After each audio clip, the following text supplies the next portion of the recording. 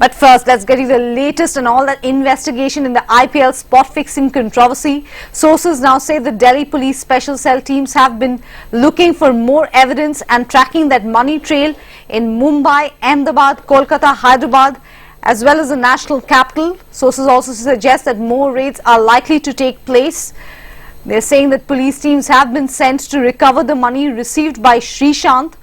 Sources also say that Ankit Chavan was to receive 60 lakh rupees for spot fixing after the match, while Ajit Chandila was to get 20 lakh rupees that he returned to the bookies because he had failed to give them that signal. Remember, it was a rapid day of developments yesterday, where the police are focusing on the role of more players and the well-oiled international underworld bookie syndicate, with previous IPL editions also now coming under scrutiny. This after the probe revealed that alleged kingpin Sunil Dubai had approached players as way back as in 2009.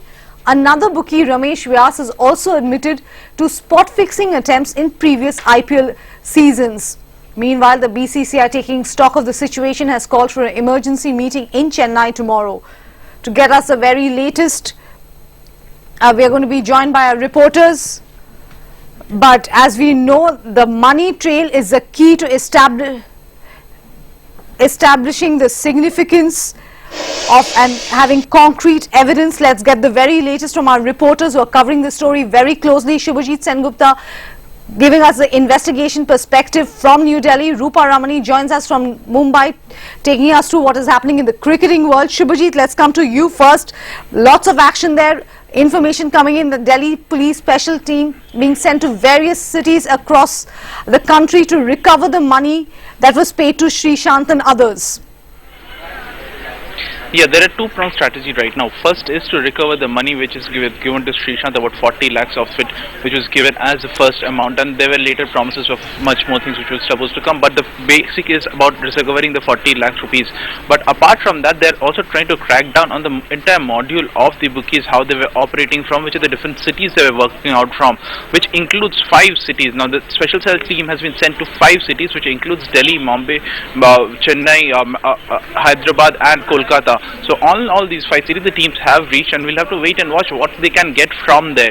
Also, what our sources are indicating to us is that of the total money trail of the 1,20,000 1 crore 20 lakh rupees which they were talking about, 20 lakh rupees which Chandila was given, he had to return it after a dispute with the bookies when he forgot to give the sign before he bowled that ultimate over. And then Sreesanth was 40 lakhs deals which he had received money for, and Chavan 60 lakhs he couldn't receive because even before he could have been paid the money, Delhi police went ahead and arrested them and then took them in the custody. So that is where the money trail stands. Now, apart from that, there are telephone conversations. Now, telephone conversations are evident for Chandela and Chavan, but for Sreesanth they do not have any direct telephone conversation. What they have is a conversation with Jiju. Jiju is his friend and confidant who was staying with him at every point of time. In fact, Jiju, who's a known bookie, was staying in the same hotel as Sreesanth every time. Whenever the team moved from one place to the other, whichever city the team was in, Jiju would stay with Sreesanth. In fact, Sreesanth would make his personal calls from Jiju's phone. This is what our special cell sources are telling us right now. Okay, and Shubhajit, Rupa, stay with us. We're going to play out. There were reports that Sreesanth had confessed to the police. Remember, it will not hold up in a court of law where only a confession before a magistrate is counted. But his lawyer is saying that he's made no such confession. Listen in. We are being told that your client has confessed to the police. Can you set the record straight for us? This is my first statement to Mr. Sadeshai. Yes.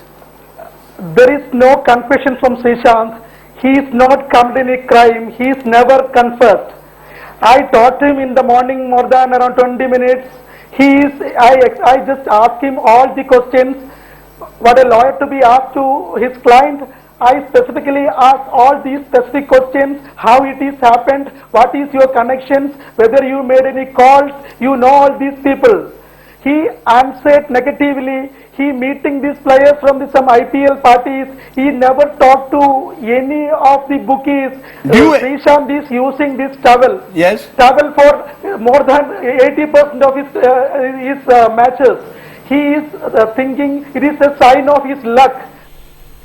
And now, in fact, we have learned that Srishant's lawyer is going to move for bail on Monday.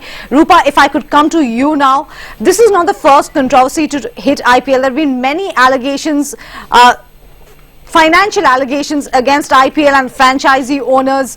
The owners are now coming out expressing outrage, but really this is not the first instance of financial irregularity. That's right, Pallavi. They often say that how far can the apple fall from the tree, but yes, that holds good here. In the past, you've had Rajasthan Royals themselves being in trouble regarding their financial irregularities. They've been in scuffles also in the past. Their owners, of course, are being shown in bad light in the past. Kings XI Punjab had a lot of trouble in the court. In fact, a lot of wranglings that went on. Preeti Zinta herself came and appeared in the court and went through all the proceedings. Of course, we know the history with the Sahara Group, who had to pay, where raids were conducted late last year. So too with the UB Group as well, that heads the Royal Challengers Bangalore.